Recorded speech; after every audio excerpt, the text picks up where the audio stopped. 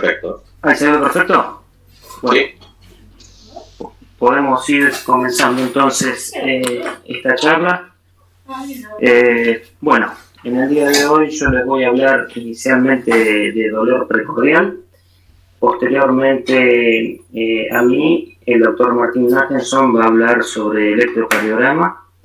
Y mañana vamos a terminar este módulo y vamos a hablar a las 19 horas de tratamiento del infarto agudo del miocardio y estrategias de reperfusión. Bien, entonces, para comenzar, sobre el dolor torácico hay muchas cosas para decir inicialmente. Lo primero que podemos decir es que se trata de un problema común en nuestra práctica clínica y es un motivo de consulta muy frecuente en todas las guardias médicas, y podemos estimar en un 10% de todas las consultas que se realizan en la guardia general son debidas a dolor precordial. Frente a un paciente con dolor precordial, ya se nos presenta una primer disyuntiva, una primer estrategia que debemos adoptar. No debemos ingresar a pacientes sin causa cardíaca a una unidad de cuidados coronarios por error o por incerteza en el diagnóstico, porque esto provocaría una sobreutilización de los recursos. Pero por otro lado, no podemos externar o no ingresar a los pacientes que sí tienen patologías graves. Se estima que en esta disquisición entre internar y no internar, un 10% de los pacientes con síndromes coronarios agudos son dados de alta en una guardia externa y no son internados, pero esa cifra puede duplicar y llegar a un 20% en centros de menor experiencia.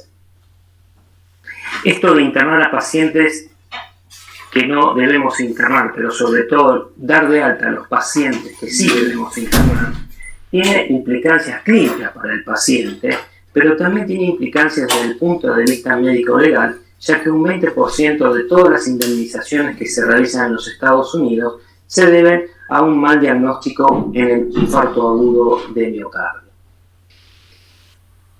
Un poco para ir entrando en las causas, y en este gráfico vemos este gráfico de torta, que un 45% de los dolores precordiales que vemos en una guardia externa son de origen cardíaco y un 55% son de origen extracardíaco.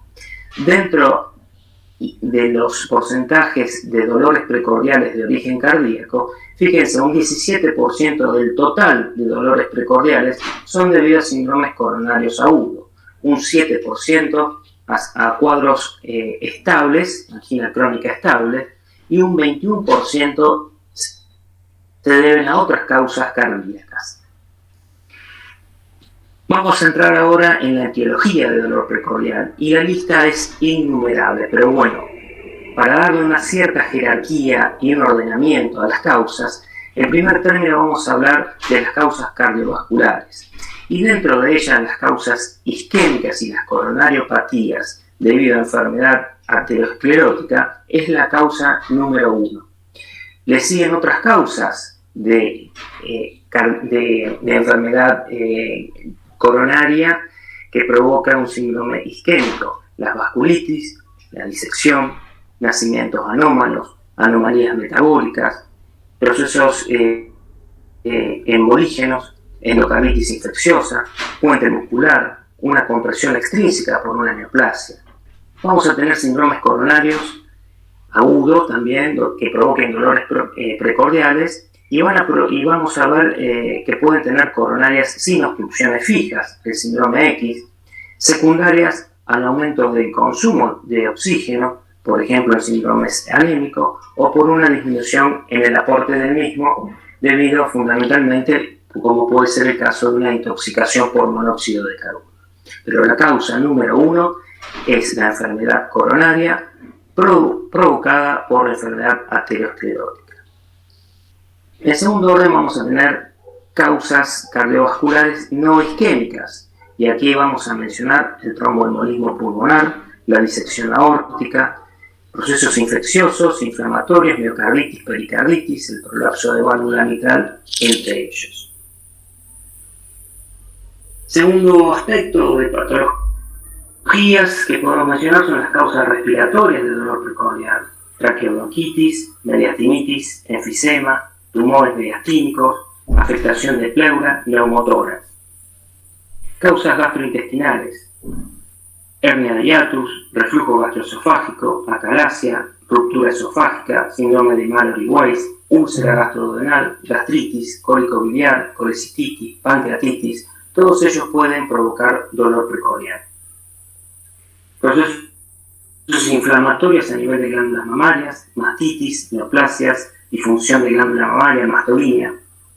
Causas musculoesqueléticas: vamos a ver causas óseas, vamos a encontrar causas musculares, causas articulares. Dentro de las causas óseas, costocondritis, fracturas, desinserción costal, costilla deslizante. Dentro de las causas musculares podemos encontrar distensión muscular, traumatismo, procesos infecciosos, triquinosis, tos incesante, tendinitis del pectoral menor. Dentro de las causas articulares, aquí vamos a contar y vamos a mencionar las cervicodiscopatías, las lesiones del hombro, lesión del ligamento rotador. Dentro de las causas neurológicas, por efecto de tóxicos, herpes zóster, síndrome del escaleno, por la compresión vascular-nerviosa del paquete entre el escaleno menor, la subclavia y la primera costilla.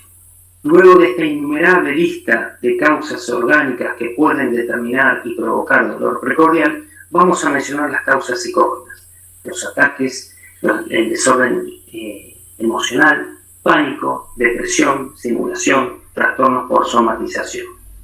Como ven, la lista de causas de dolor precordial es realmente muy importante y numerosa.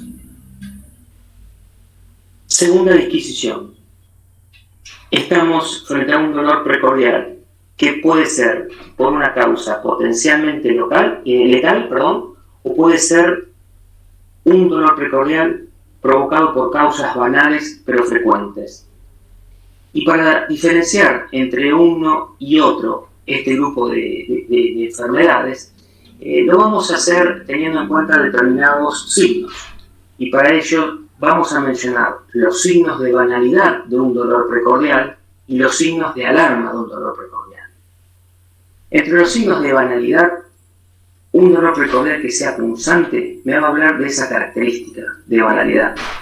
Un dolor puntiforme, el paciente lo puede referir con la punta de su dedo donde le duele. Un dolor que comience en el abdomen inferior y después si menciono un dolor precordial. Un dolor que comience en extremidades inferiores y después tenga dolor precordial. Eso me da un signo de banalidad. En cuanto a la duración, un dolor muy corto, menos de 1 minuto, eso ya es un signo de banalidad. Y fundamentalmente, un dolor precordial que aumente con la palpación, que aumente con los movimientos, con la respiración, con la tos, con el cambio de posición, el movimiento del miembro superior. Obviamente, si el dolor se modifica con estas situaciones, nos habla de banalidad, y en ese caso la probabilidad de que sea debido a cardiopatía isquémica es muy baja, es menos del 5%. Así como teníamos los signos de banalidad, también vamos a tener los signos de alarma, que son a los signos a los cuales nosotros debemos obviamente prestarle muchísima atención. Un primer signo de alarma es la intensidad del dolor. En esta escala de dolor precordial, del 1 al 10, de un dolor muy leve al 10, un dolor muy intenso, vamos a tener una graduación o una cierta idea de cuánto es la intensidad de ese dolor del paciente. Un dolor de comienzo súbito. Los síntomas acompañantes vamos a prestarle mucha atención. Si el paciente refiere que tiene palpitaciones, mareos, pérdida de conocimiento, sensación de falta de aire o disnea, si tiene síntomas neurovegetativos asociados. La apariencia del paciente es muy importante. Si lo vemos pálido, si lo vemos cianótico, con sensación de desasosiego. mido la presión arterial, está hipertenso o por el contrario está hipotenso, le palpo los pulsos, encuentro asimetría de pulso, le veo signos de hipoperfusión, o sea, son todos signos que a nosotros nos va a dar cierta pauta de alarma. Entonces, tenemos que diferenciar con estos signos de banalidad o signos de alarma aquellas causas frecuentes y banales de aquellas que son potencialmente letales.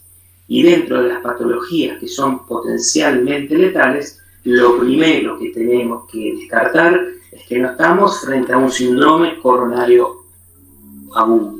Segundo, una disección aórtica. Tercero, una embolia de pulmón. Neumotórax, atención, ruptura de esófago, en ese orden de importancia.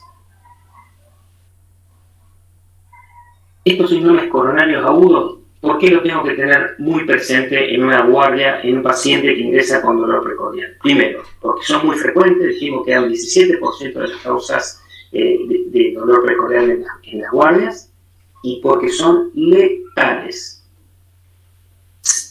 Segundo, es importante arribar rápidamente al diagnóstico. ¿Por qué? Porque la precocidad con la cual yo le hago el diagnóstico tiene implicancias en el tratamiento. Y un tratamiento iniciado precozmente en un síndrome coronario agudo, por ejemplo, con elevación del segmento ST, tiene impacto en la sobrevida de ese paciente. Si bien y sabemos que el diagnóstico de un síndrome coronario agudo a veces puede ser muy difícil, sobre todo en las primeras horas, pero tengo que tener en mente que lo primero que voy a descartar, si estoy dentro de los dolores precordiales con signo de alarma, pensar en un síndrome coronario agudo. ¿Cómo voy a hacer el diagnóstico de un síndrome coronario agudo? Lo primero que voy a hacer con el paciente, si me ingresa descompensado, obviamente van a ser primero medidas iniciales de estabilización. Segundo, un interrogatorio, una historia clínica, un interrogatorio dirigido, conciso, rápido, contundente, y un examen físico también dirigido, conciso, contundente. Todo esto apoyado con un electrocardiograma. Y esto es importante, fíjense, 10 minutos. Todo esto lo tengo que hacer en 10 minutos, no es por un capricho, sino que las guías internacionales recomiendan hacerlo en este tiempo. Desde que el paciente tiene el contacto médico hasta la realización del electro, no tiene que pasar más de 10 minutos. Con esto nosotros rápidamente hacemos diagnóstico. El diagnóstico es clínico y apoyado en el electrocardiograma.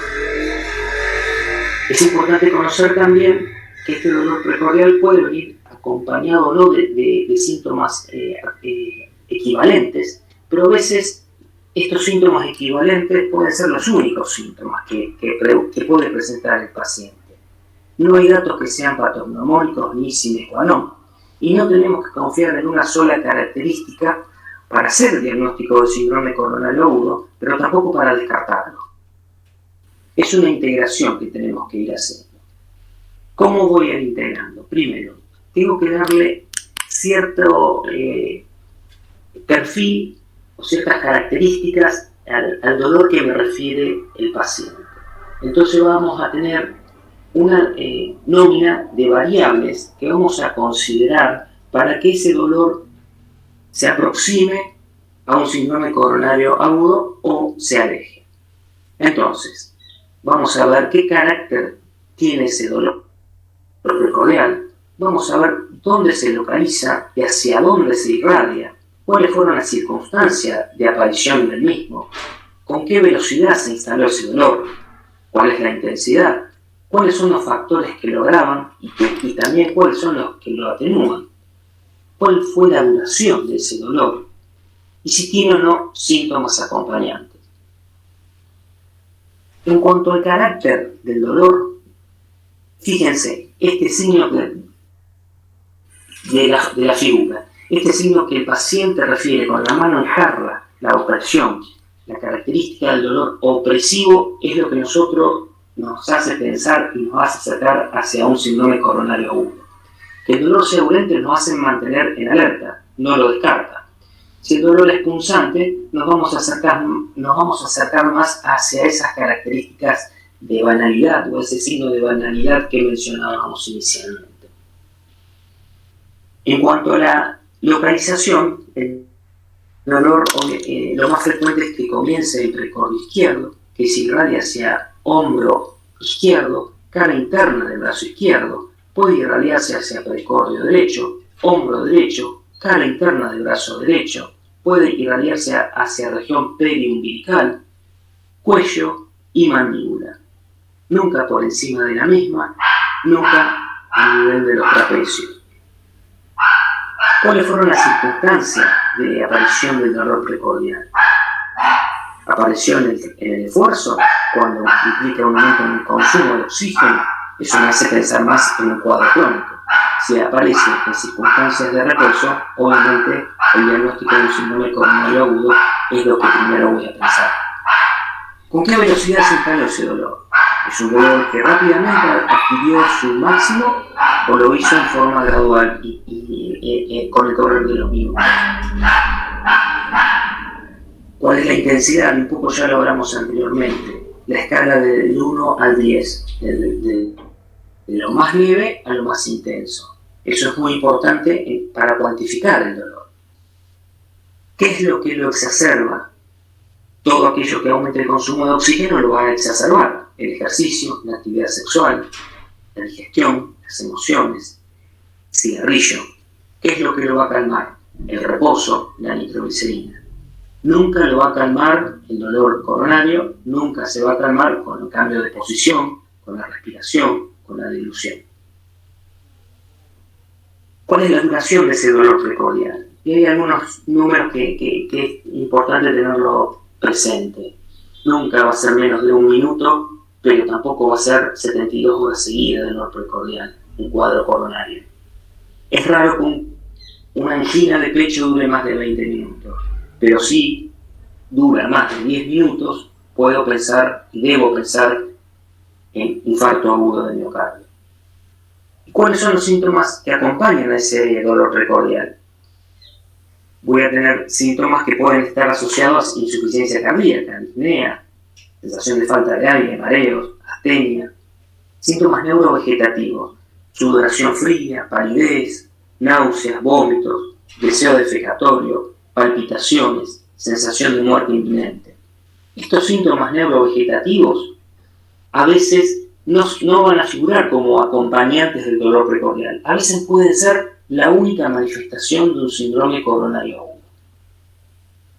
Entonces, en esto de caracterizar al dolor precordial, en esta curva, fíjense, cuanto más característica tenga de lo típico, más me voy a aproximar al diagnóstico certero de un síndrome coronario agudo. Pero esto de interrogatorio le tengo que sumar elementos para que mi diagnóstico sea realmente de mayor peso.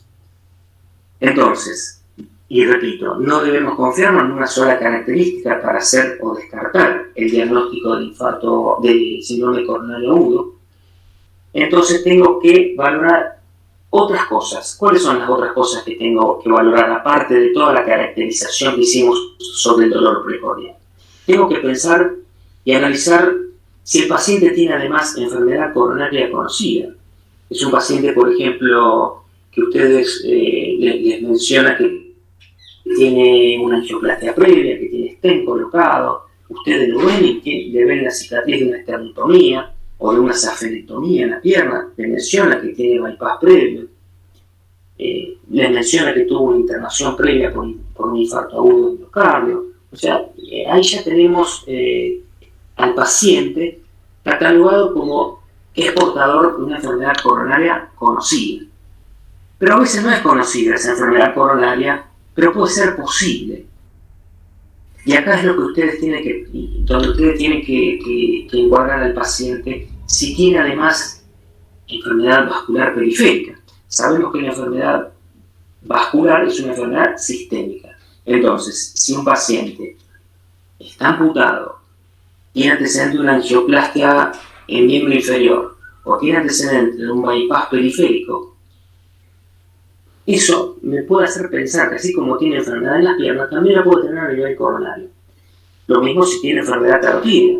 ustedes le ven la cicatriz de una arterectomía carotídea o le mencionan que tiene un stent carotídeo. Entonces ese paciente tiene enfermedad coronaria posible, tiene enfermedad de las piernas, tiene enfermedad a nivel de las arterias carótidas, las puede tener a nivel coronario también. Entonces eso tiene que hacerles pensar a ustedes que ese dolor precordial puede ser de origen coronario.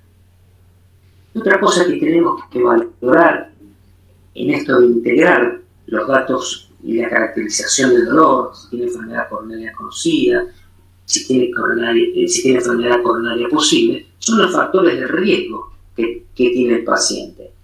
En esta larga lista de factores de riesgo, la hipertensión arterial, la diabetes, los trastornos lipídicos, el tabaquismo, si tiene antecedentes familiares de enfermedad coronaria, hoy por hoy el abuso de drogas, la cocaína, un factor de riesgo muy importante, la insuficiencia renal crónica, la elevación de la homocisteína.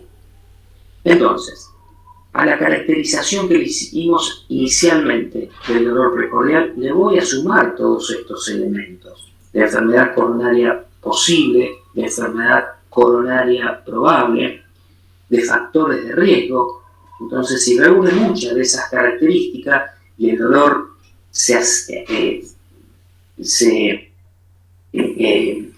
el dolor se asemejaba a lo típico, el dolor opresivo que mencionamos anteriormente, las irradiaciones, me voy a acercar al diagnóstico de un síndrome coronario agudo con mayor peso. Obviamente, todo lo que se aleje de la tipicidad, me voy a alejar de hacer el diagnóstico de síndrome coronario agudo, un paciente sin factores de riesgo, sin antecedentes de enfermedad coronaria, sin antecedentes previos de enfermedad vascular periférica, sin antecedentes de enfermedad posible. Me voy a alejar, en ese caso, de la tipicidad, me voy a alejar del diagnóstico de un síndrome coronario agudo. Yo les dije anteriormente que rápidamente y en menos de 10 minutos el electrocardiograma tenía que estar realizado. Ese electrocardiograma puede ser absolutamente normal. Y es importante también que sea normal, porque están haciendo el diagnóstico. El diagnóstico del síndrome coronario agudo es un diagnóstico clínico. Se basa en la historia clínica, en el examen físico y se va a acompañar del electrocardiograma realizado en menos de 10 minutos. Les repito, no hay datos patognomónicos ni sine qua non. A esta tabla, a este gráfico, en el cual ingresábamos primero las características del dolor, después los antecedentes, los factores de riesgo, finalmente le vamos a agregar el electrocardiograma. Y si el electrocardiograma tiene alteraciones, obviamente mi diagnóstico va a ser el peso de un síndrome coronario agudo. Entonces, ante síntomas sugestivos del síndrome coronario agudo, ¿cuáles son las alternativas? ¿Cuáles son los pasos que voy a ir tomando? Inicialmente, hago el electrocardiograma en menos de 10 minutos y si ese electrocardiograma tiene alteraciones, tengo que fijar cuáles son esas alteraciones. Si tiene supradesnivel del segmento ST, es decir, un infarto agudo con elevación del segmento ST, o bien si no lo tiene, un síndrome coronario agudo sin elevación del segmento ST. Es importante, si hacen el diagnóstico de síndrome coronario con elevación del segmento ST, la rapidez en instaurar un tratamiento. El diagnóstico lo hacen ustedes, el primer contacto médico son ustedes están haciendo el diagnóstico de infarto agudo de miocardio con elevación del ST, ustedes inician la cascada rápida para reperfundir a ese paciente. De ahí la importancia del tiempo, que tiene que ser rápido. Otro grupo de pacientes, un síndrome coronario agudo posible va a ser un electrocardiograma normal, pero reunía muchas características de lo típico, tiene antecedentes de enfermedad vascular periférica, por ejemplo, una enfermedad coronaria conocida o posible. Entonces ese paciente quiero descartarle realmente su enfermedad coronaria y lo voy a someter en una unidad de dolor de pecho a análisis de enzimas, de troponina, como para estratificar a ese paciente. Si el dolor precordial Es típico, pero se presenta en el esfuerzo, cede en el reposo. Se trata de un episodio más dentro de todos sus cuadros de angina crónica estable. Ese paciente lo voy a derivar al cardiólogo por consultorio externo. Si todas las características del dolor más el electrocardiograma me hacen pensar directamente que el dolor no es cardíaco, sino que es extracardíaco, lo que voy a hacer es solicitar las interconsultas con otras especialidades. Entonces, electrocardiograma realizado en menos de 10 minutos. Elevación del segmento ST es lo que quiero que recalquen, porque la conducta de ustedes es muy importante, el impacto que vamos a tener sobre ese paciente. O bien que tenga un bloqueo completo de rama izquierda nuevo. Ahí estoy haciendo diagnóstico de síndrome coronario agudo con elevación del segmento ST. Y ese paciente necesita, y esto es lo que tienen que remarcar, necesita terapia de reperfusión. Esa terapia de reperfusión va a estar marcado un poco por el lugar en el cual están trabajando ustedes. Si ese paciente y ustedes están en un centro donde tienen hemodinamia y rápidamente puede estar en la sala de hemodinamia, ese paciente va a ir a hemodinamia para realizarse una angioplastia primaria y reperfundir la arteria responsable del infarto. Si están en un lugar donde no tienen hemodinamia, la distancia es importante y el tiempo es importante. Si ustedes fueron el primer contacto médico, ese paciente puede ser derivado a un centro con hemodinamia si puede estar en menos de 120 minutos. Si no está en menos de 120 minutos en un centro con hemodinamia y ustedes tienen una unidad coronaria, una unidad polivalente, una unidad de terapia intensiva, deben infundirle trombolíticos para hacer reperfusión medicamentosa. Si tengo criterios de reperfusión, ese paciente en menos de 24 horas después tiene que ser derivado para completar la revascularización mediante hemodinamia, pero si tengo criterios clínicos de no reperfusión, ese paciente debe ser enviado rápidamente para una angioplastia de rescate. Algunas medidas iniciales que ustedes tienen que tomar en la guardia una vez que ya hicieron el diagnóstico, obviamente el reposo, para calmar algo del dolor del paciente, la ansiedad, que puedo administrar morfina, nitrito sublingual, aspirina, 250 miligramos masticada, de ser posible. Le voy a colocar una vía periférica, de ser posible, en el miembro superior izquierdo. Esto es por una comodidad, por si el paciente después es enviado a un centro en el cual se haga intervención coronaria percutánea, angioplastia primaria. Voy a monitorear al paciente. Tengo que monitorizarlo porque en las primeras horas, en los primeros momentos, el paciente puede tener una complicación del infarto agudo del miocardio, puede tener una fibrilación primaria y necesito desfibrilarlo. Vamos a medir la saturación, lo voy a revestir, lo voy a preparar. Todo tiempo que ustedes puedan ganar en una guardia es importante en lo que llamamos el tiempo del sistema, es decir, el tiempo que el paciente tiene el primer contacto médico hasta que nosotros le podemos abrir la arteria en una sala de hemodinamia. Entonces, todo lo que se puede hacer para mejorar los tiempos para el paciente, obviamente, bienvenido sea. Y como les mencioné anteriormente, activar código rojo. O sea, síndrome coronario agudo con elevación del segmento ST es un código rojo, no puede haber demoras. Y para eso tengo que iniciar, de acuerdo a donde esté, las estrategias de reperfusión medicamentosa o bien vía hemodinamia a través de una angioplastia primaria. Para ir resumiendo, primero, tener en mente las causas isquémicas. ¿Por qué? Porque las causas isquémicas matan al paciente, son potencialmente letales y también son frecuentes. Después tenemos otras causas potencialmente letales a corto plazo, como pueden ser el tromboembolismo pulmonar o la disección aórtica. Tengo que descartar otras causas orgánicas y para analizar finalmente, y después del largo listado que les mencioné de causas orgánicas, el aparato psíquico del paciente.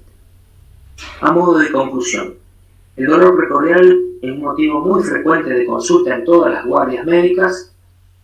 El primer desafío: no internar pacientes con dolores precordiales de causas banales, pero no externar a los que realmente necesitan ser internados por cuadros graves. ¿Cómo los valoro? A través de los signos de banalidad o signos de alarma.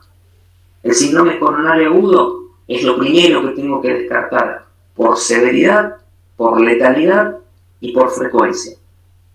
Acuérdense que no existen datos patognomónicos, que el diagnóstico lo hacen ustedes, que el diagnóstico es clínico y rápido, enfermedad actual, antecedentes, apoyado con un electrocardiograma realizado en menos de 10 minutos que el paciente ustedes lo vieron en la guardia. Ese electrocardiograma que ustedes hicieron es el electrocardiograma que guía el tratamiento del paciente. De la rapidez con la cual se instaura el tratamiento, vamos a tener impacto en la sobrevida de ese paciente, a corto y a largo plazo.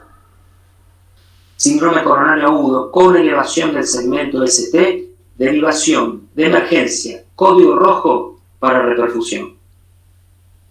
Muchas gracias por su atención y espero que hayan seguido la charla con gusto. Bueno, muchas gracias, Cristian. Espero que haya entendido bien. A los chicos que quieran hacer alguna pregunta, alguna consulta, por favor levantan la mano y le damos un rato a eso. Yo tengo una pregunta. El tema de las enzimas, ¿con qué frecuencia se pide en la guardia o cómo es ese tema? Bueno, ¿cómo es tu nombre? Ulises. Ulises.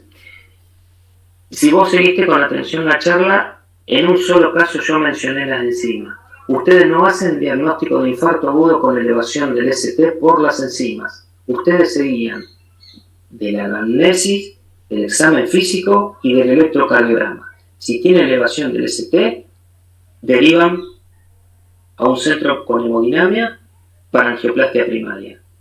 O bien derivan a una unidad coronaria para reperfusión con trombolíticos streptokinasa. Las enzimas, la troponina, las voy a pedir fundamentalmente en ese paciente que tengo una alta sospecha de que el dolor sea de origen coronario. Con un electrocardiograma normal, sin elevación del ST, en el cual lo someto a una unidad de dolor de pecho, donde en pocas horas le hago una serie de estudios, seguimiento de electro, seguimiento de enzimas, de troponina, para cuantificar si existe o no daño del músculo cardíaco para que ese paciente finalmente se interne en una unidad coronaria o no. Pero ustedes, las enzimas, las troponinas en la guardia, no tiene que ser prioridad. La prioridad de ustedes es el electrocardiograma en 10 minutos. Y van a ver después en la charla posterior de Martín Nagenson el diagnóstico del supradesnivel del segmento ST. Él les va a mostrar para que ustedes sepan hacer el diagnóstico y de ese diagnóstico que hacen ustedes guíen el tratamiento sin pedir laboratorio, sin pedir enzimas. Las enzimas no les van a definir nada en ese momento. A ustedes lo que les define en ese momento y en esos 10 minutos es el electrocardiograma. Bien, sí, espero que esté respondida la pregunta.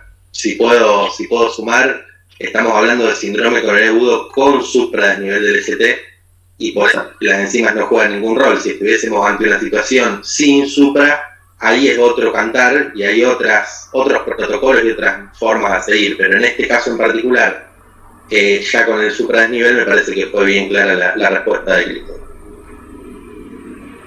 ¿Alguna otra pregunta?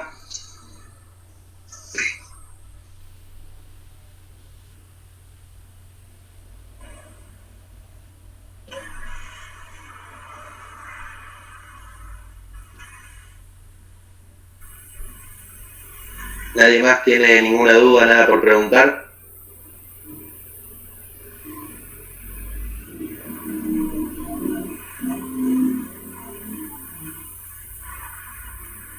Muy bien. ¿O fue muy clara la charla, Cristian, o están un poco tímidos acá los? Sí, estudiantes. Bueno, espero que le haya quedado claro a dónde apuntamos con esto. Esto es al dolor precordial, al síndrome coronario, y dentro de los síndromes coronarios, el síndrome coronario agudo con elevación del segmento ST. Porque del accionar de ustedes depende que ese paciente tenga o no las medidas iniciales para el tratamiento del infarto agudo de miocardio rápidamente. Y es eso lo que queremos inculcarle. El rápido accionar de ustedes tiene relevancia en la sobrevida del paciente. Profe, yo tengo una duda. Sí. Si yo pido un laboratorio y las enzimas me dan normales, ¿no? Ahí es cuando yo tengo que hacer la prueba de la troponina. A ver. No me pidas, o sea, vos evaluaste al paciente, ¿sí? Le hiciste todo un interrogatorio rápido, dirigido y conciso sobre las características del dolor. Te hace pensar, muchas de esas características se asemejan a lo típico. Tiene antecedentes, le haces el electrocardiograma y tiene supradesnivel, olvídate las enzimas, olvídate del laboratorio. No haces ningún diagnóstico porque ya lo hiciste con el electrocardiograma. Claro. O sea, yo creo que vos me entiendas que vos le estás haciendo el diagnóstico de infarto. Con eso solo, con el electrocardiograma. Más lo que vos analizaste, con eso ya te alcanza para hacer diagnóstico y para ya iniciar la cascada para que la arteria que se tapó se destape. ¿Sí? Entonces no piense en la troponina, en el laboratorio, porque lo que tenías que hacer ya lo hiciste, que es el electrocardiograma en menos de 10 minutos. Listo. Gracias. No, por favor. Una pregunta, doctor. Una vez que yo ya arreglé el diagnóstico, activé el código rojo para hacer una angioplastía, la derivación. Sí. O sea, no tengo el centro de hemodinamia en mi hospital, pero sí tengo los trombolíticos. Sí.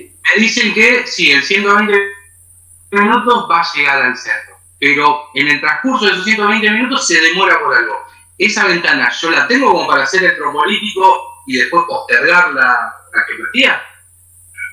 A ver, si vos garantizás si vos primero fuiste el primer contacto médico, porque a veces te sucede que el paciente no tuvo otro contacto médico, viene de otra guardia de otro lado, y te llega vos y vos ya no sos el primer contacto médico. Entonces todo el tiempo que transcurrió entre el primer contacto médico y vos cuenta, y ya te sacó minutos de esos 120. Nosotros tenemos que tener 120 entre el primer contacto médico y la reperfusión y la angioplastia. ¿Sí? Si vos fuiste el primer contacto médico, ahí ya tenés esos 120 minutos. Pero vos no tenés que garantizar que el paciente te llegue en 120 minutos a la sala de hemodinamia. Si no lo podés garantizar, ese paciente se va a beneficiar que vos, en el centro en el cual estás, le hagas los trombolíticos en la unidad coronaria y después, de acuerdo si tiene o no criterios de reperfusión, valorás si lo tenés que enviar rápidamente y después de la infusión de los trombolíticos, o bien si tenés 24 horas después para completar la revascularización. Pero vos tenés que tener una garantía de que vos fuiste primero el primer contacto médico y que ese paciente después te llegue siendo vos el primer contacto médico en menos de 120 minutos a la sala de hemodinamia. Claro, o sea, yo siendo el primer contacto, si tengo la ambulancia en la puerta, que sé que lo subo y parte, sí. Bien. Ahora, si tengo que llamar por teléfono y esperar, no. Me juego más por el trombolítico si lo tengo, y después veo. Esperar no tenés que esperar nada. O sea, vos ahí tenés que actuar rápidamente. Vos sos el que inicia el código rojo. Activás, llamás de hemodinamia, derivación. Hemodinamia, sala disponible, listo. Garantizado en menos de 120 minutos. Si no te podés garantizar eso, si no tenés la ambulancia en la puerta, si tenés que pedir una ambulancia y no te pueden asegurar que esa ambulancia te va a llegar rápido y que esa ambulancia después va a llegar al centro de hemodinamia en menos de 120 minutos, trombolizarlo.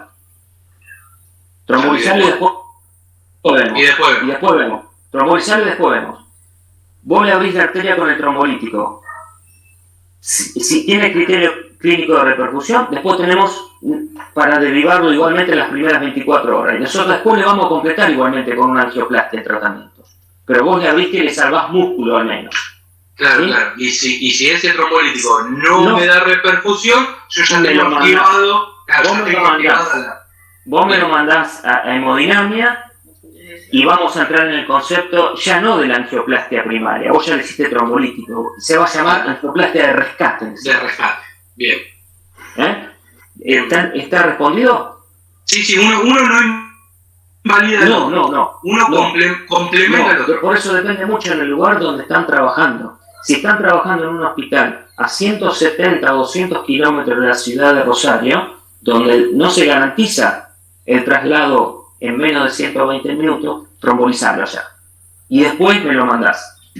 ¿Sí? El músculo que vas a salvar, el impacto sobre ese músculo va a ser mucho mejor que vos le abras la arteria y después yo se lo complemento en las primeras 24 horas. ¿Sí? En el peor de los casos, sabemos que los trombolíticos el porcentaje que logra destapar la arteria es apenas superior al 50%. Pero bueno, nos tenemos que valer del 50% que sí lo puede abrir la arteria para que ese paciente tenga mejor sobrevida. Pero todo depende del lugar donde están trabajando ustedes, ¿eh? Sí, pero la cuestión minutos es importante, saber cuánto van a demorar en trasladar y si ese paciente tuvo o no otro contacto previo médico. La disponibilidad de trombolíticos, ahí siempre en todos los centros periféricos. Mirá, los trombolíticos deberían existir en todas las unidades de terapia intensiva o polivalente y en todas las unidades coronarias de todo el país. No te puedo garantizar que esa situación exista, pero un trombolítico muy utilizado y que es la streptokinasa no debería faltar en ninguna unidad polivalente, porque en el interior, por ejemplo, no existen las unidades coronarias o son muy pocos los lugares que cuentan con una unidad coronaria, pero tienen una unidad polivalente. Todos esos centros deberían tener para el tratamiento del infarto agudo al menos trombolíticos.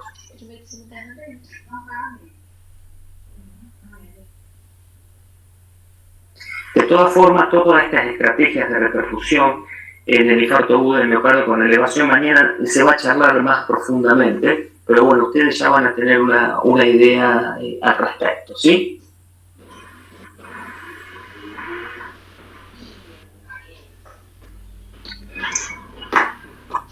Muy bien, chicos, ¿alguna pregunta más?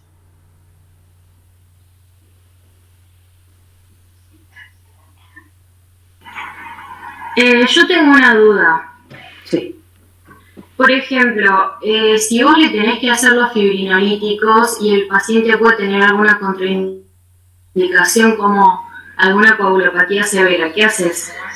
A ver, esta charla, o sea, los trombolíticos lo van a hacer la gente de la unidad de terapia intensiva o lo va a hacer el cardiólogo si están en una unidad coronaria. Yo lo que quiero es que ustedes, como médicos de una guardia general, tengan ese rol importante que van a jugar, que es hacer el diagnóstico. O sea, esta charla apunta a que ustedes hagan el diagnóstico en una guardia general de infarto agudo del miocardio. Después, si alguno de ustedes también tiene que hacer la reperfusión, bueno, en ese momento se van a valorar las contraindicaciones absolutas o relativas para ver si ese paciente puede recibir streptokinasa o bien si asumo el costo de la derivación en tiempo de la derivación hacia un centro de hemodinamia. Pero la charla más que nada es para las guardias externas. Ustedes los primeros trabajos que van a tener, el primer choque que van a tener es en una guardia externa con pacientes con dolor precordial. Y nosotros lo que queremos recalcarle y queremos darle importancia a que ustedes hagan el diagnóstico de síndrome coronario agudo con elevación del segmento ST. Bueno, listo, gracias. ¿Sí? Doctor, Sí. la ventana de las 2 horas para la realización de ay, no me sale del stent, ¿sí? Sí. Es desde el Primer contacto. primer contacto, independientemente A la del repercusión. dolor. A ver, Desde el comienzo del dolor hasta la apertura de la arteria transcurre todo un tiempo. Todo ese tiempo transcurrido se llama tiempo de isquemia total. ¿Sí? A su vez, ese tiempo de isquemia total tiene distintos subtiempos. ¿Cuáles son esos subtiempos? Un primer subtiempo es el tiempo que nosotros llamamos tiempo del paciente. Ese tiempo se compone y se cuantifica desde el momento que le empezó el dolor hasta el momento en que el paciente es visto por el primer médico. Y ese se llama primer contacto médico. ¿Sí?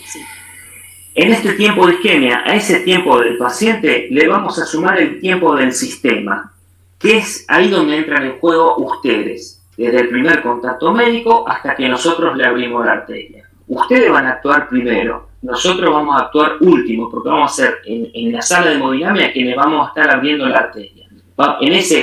En ese tiempo total, nosotros vamos a estar últimos. Ustedes van a estar desde que el paciente tiene acceso a un centro hospitalario.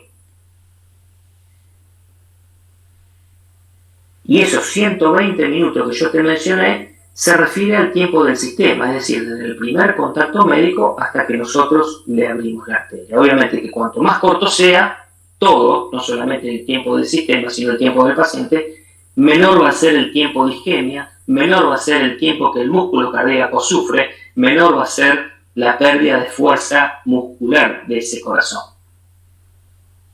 Entiendo, gracias. De nada.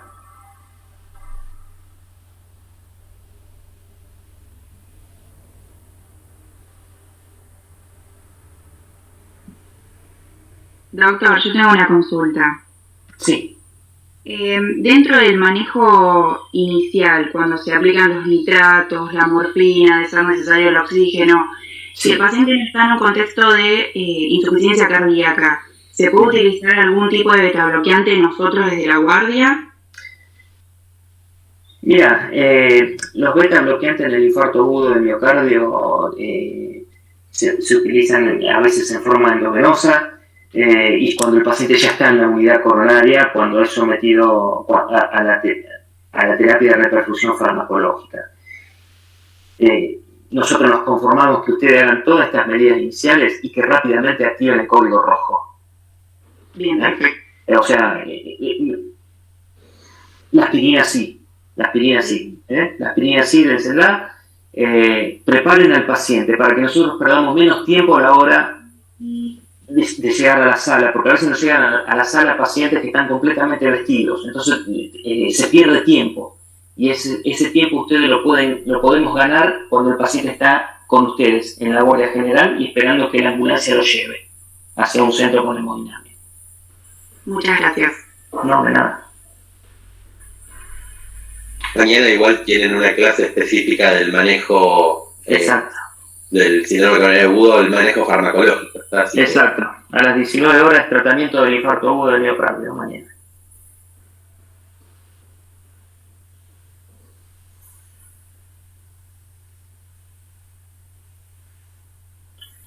Bien, chicos, tenemos 5 minutos más. ¿Alguna duda, alguna pregunta más que quieran hacer?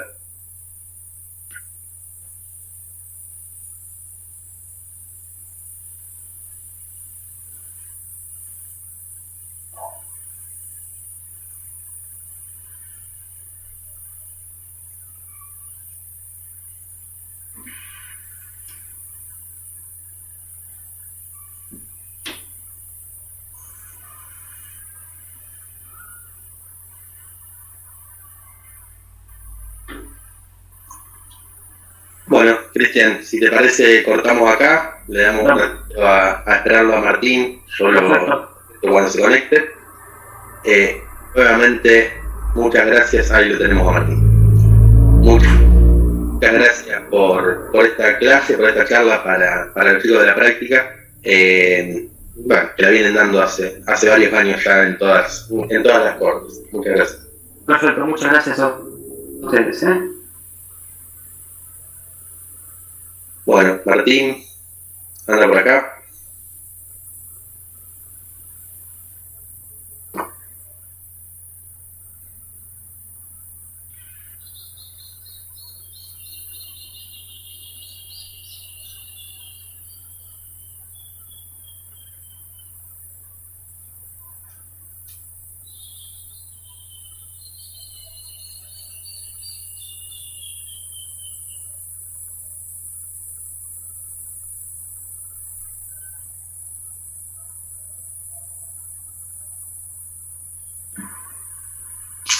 Bueno, chicos, le vamos a dar unos minutos. Ahí está Martín Nachtenson, que va a dar la clase que sigue, está intentando ingresar.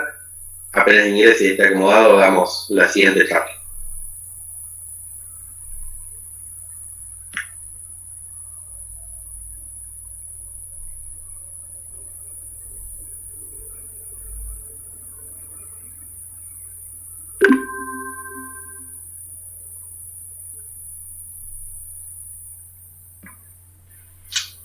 Por las dudas les aclaro a las preguntas que hicieron y por ahí quedaron inconclusas o le da la sensación de que lo están cortando. En realidad, este es un pequeño curso de 4 clases. Hay muchas de las cosas que preguntaron que se van a abordar con más detalle en las clases siguientes. Por eso Cristian no avanzó en determinadas cuestiones. Y por otro lado, porque es un seminario de síndrome coronario agudo con supradesnivel del ST y está orientado a esa patología en concreto, sobre todo por la alta mortalidad que tiene y las falencias que se han visto durante varios años en lo precoz del abordaje de estos pacientes y en la llevación oportuna. Esto trata de apuntar a ello porque es muy importante. Después hay muchos detalles sobre fármacos, sobre indicaciones, contraindicaciones y un montón de cosas que ustedes no van a manejar en la guardia y está apuntado a eso, a médicos de guardia. Por eso por ahí, en vez de contestar y entrar en detalles que pueden hacer perder la esencia y lo más importante es que preferimos tratar de ser más explícitos con lo que estamos abordando que específicamente eso.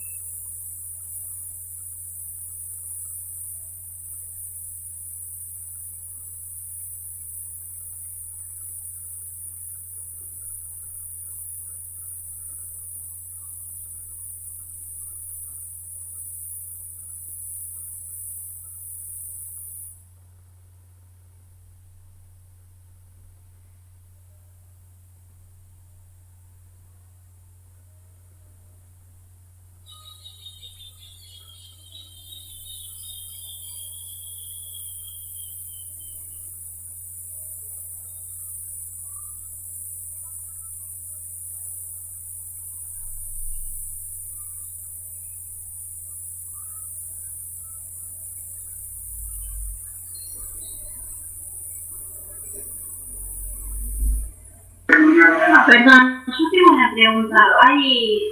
¿Hay otro link para la clase de electrocardiograma? ¿Nos quedamos acá o vamos a la pregunta? No, les pedí al principio que se queden acá porque nosotros pasamos las 4 clases y nos armaron 4 líneas y en realidad son 2 días consecutivos. Así que ya lo tenemos ahí